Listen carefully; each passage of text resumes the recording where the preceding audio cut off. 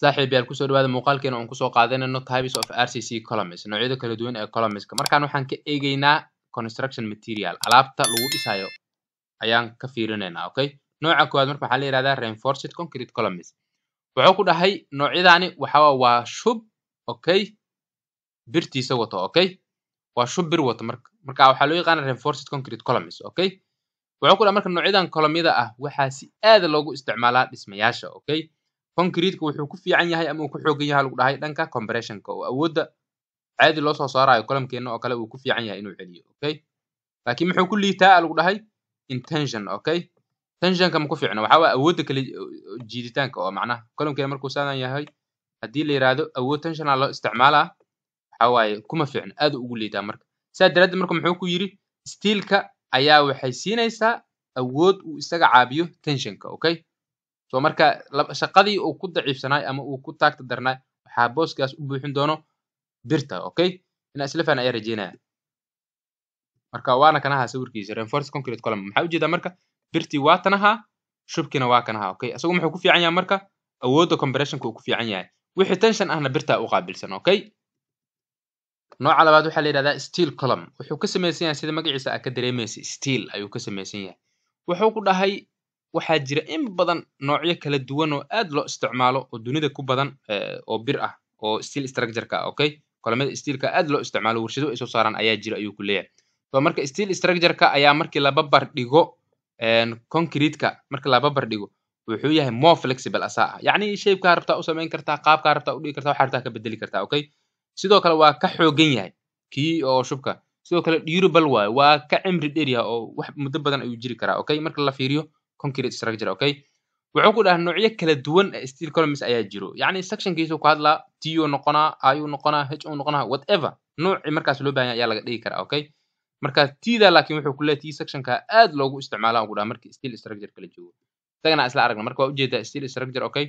columnka waa bir beamka waa bir waa ujeedaa okay kuwaana maxaa waaye waa truss okay marka waa structure oo wada bir ah waa gebigiisaba okay nooca saddexaad waxaa la yiraahdaa timber column sida magaca ka dareemaysid wuxuu ka samaysan yahay alwaax waxaana loo yaqaanaa wooden column waa column alwaax ka samaysan waxaa la isticmaali jiray popular ay ahaayeen oo bulshada dhexdooda aad looga dhex yaqaano la isticmaali jiray xilliyadii hore okay timberka ama alwaaxa inta badan waxaa lagu arkaa dhismayaasha qadiimiga okay sababtoo ah xilliyada la dhisayo guryahaas oo quruun hore ah materialka kaliya ah ee suuqa laga heli karo oo ma aragtay available-ka ahaa waxa uu ahaa timberka okay saa daraadeed ayaa marka loo soo isticmaali jiray timberka ama alwaaxa marka waxaa lagu yiri waa strong waa xoog badan yahay okay awood uu leeyahay sidoo kalena waa durable waa okay waa cimri badan uu jiraa ama waqti badan ayuu jiraa okay haddii laakiin waa goorme laakiin waa markii la siiyo proper treatment okay daaweyn sax yani waxaa laga wadaa wixii xayawaan ama aragtay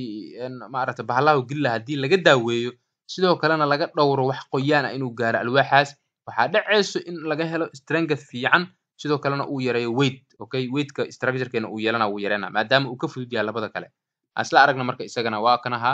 waa structure ka samaysan wood okay meeshaan ugu jeedo column-kii sidoo kale beam-kii alwaaxa ka wada samaysan yihiin nooca afraad waxaa la yiraahdaa block column okay block magaca ka dareemaya block waxa waaye waa blockade anaga iska dhahnaa okay waa blockade-ga shamiitada ka samaysan anaga samaysan wuxuu ka samaysan yahay lagu dhaha marka AAC waa isku magac waaye waa cement concrete okay blocks waaye yani AAC waxa laga soo gaabiyay autoclaved aerated concrete okay yani waxa waa shubka caadiga aad taqaan oo bir lahayn waa caradii jaygii iyo shamiitadii oo biyo lagu daray oo lagu sameeyay mashiinada aan naqaano oo blockade-yada lagu sameeyay okay saasuu ka samaysan yahay horta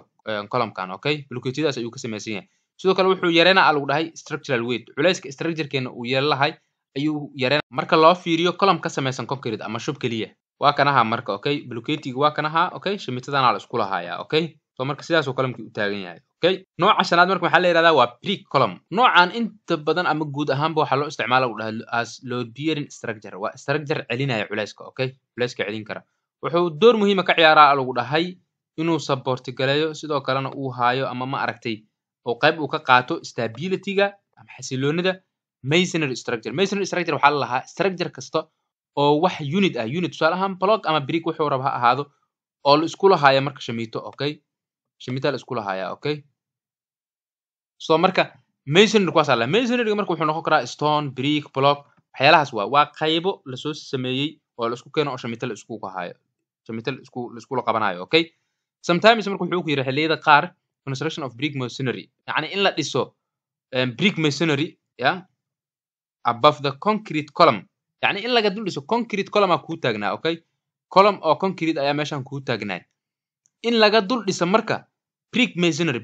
waa kuu sheeg waa unities kala duwan waa blockade-yaashaadii oo inta isku ka keentay isku la qabatay shamiito in laga dul dhiso column concrete ah wuxuu ku yiri waxay wanaajinaysaa ama qayb ka qaadanaysaa qurxinta muuqaal qurxinta guriga uu yeelanayo okay ay qayb ka qaadanaysaa noocyada kala mid ah wuxuu ku dhamaa marka cross section kala duwan ay yeelan karaan yani area-doodu way kala duwanaan kartaa wuxuu noqon karaa round mid wareeg ah rectangle noqona square noqona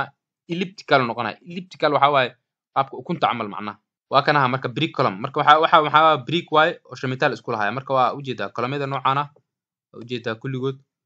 waa qurux kaliya okay nooca lixaad maxaa la yiraahdaa marka stone column okay stone column marka muxuu ka samaysan yahay dhagax uu ka samaysan yahay ama rubble waxa la dhagax la jijibiyo la yareeyay waa okay so marka inta badan waxa loo isticmaalaa si uu improve gareeyo ama uu yani qayb uga qaato oo hormariyo quruxda uu yeelanayo guriga okay ayuu qayb ka qaataa so marka waa ujeedaa isagana waa kanaha waxaan waa dhagaxaan waa okay dhagax waa okay so marka dhagaxaantaas dhow marka qayb waxa ka qaadanaya muuqaal qurux badan uu yeesho oo dadka soo jiita inaa isla fahanay ayaa rajeynaya